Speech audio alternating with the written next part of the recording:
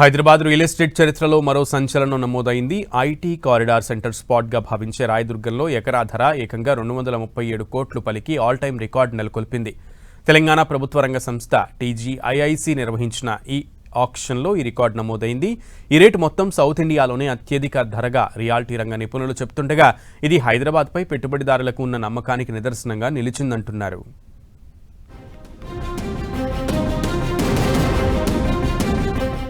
Hyderabad real estate హిస్టరీలో all time record.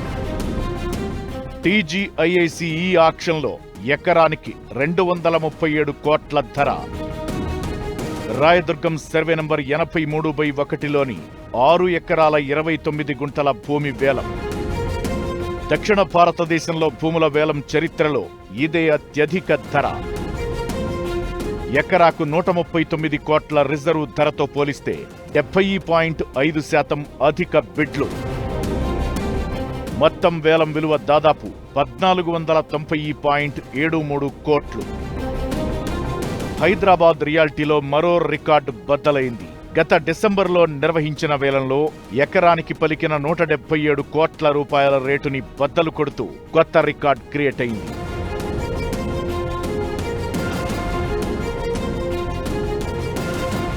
Rangareddy జిల్లా శేర్లింగంపల్లి మండలంలోని రాయదుర్గం సర్వే నంబర్ 83/1లో ఉన్న 6 ఎకరాలు 29 గుంటల మల్టీయూజ్ కమర్షియల్ భూమిని TGIIC ఈ వేలం ద్వారా విక్రయించింది. ఈ భూమికి IT, commercial, high and mixed use development అవకాశాలు ఉండటంతో ప్రముఖ రియల్ ఎస్టేట్ సంస్థలు బిడ్లు వేశాయి. చివరకు ఎకరాకు సుమారు 237 కోట్ల ధర నమోదు కావడంతో మొత్తం వేలం విలువ దాదాపు 1490.73 కోట్లకు చేరింది. ప్రభుత్వం నిర్ణయించిన రిజర్వ్ ధర ఎకరం 139 కోట్ల కంటే సుమారు 70.5% అధికంగా బిడ్లు రావడం విశేషం. ఇది హైదరాబాద్ రియల్ ఎస్టేట్ మార్కెట్పై పెట్టుబడిదారుల నమ్మకానికి నిదర్శనమంటున్నారు.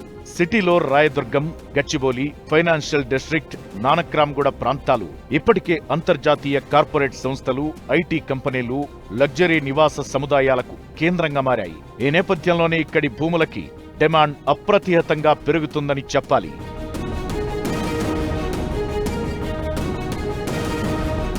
డిజిటల్ విధానంలో నిర్వహించిన ఈ వేలంలో దేశవ్యాప్తంగా ప్రముఖ డెవలపర్లు పాల్గొనడం మార్కెట్లో హైదరాబాద్పై ఉన్న విశ్వాసానికి నిదర్శనం.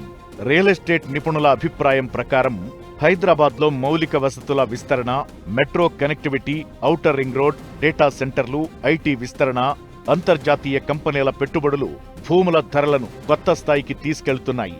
దీంతో పశ్చిమ హైదరాబాద్ ఇప్పుడు కేవలం ఐటీ హబ్ మాత్రమే కాకుండా గ్లోబల్ బిజినెస్ ఇన్వెస్ట్మెంట్ సెంటర్గా అభివృద్ధి చెందుతోంది.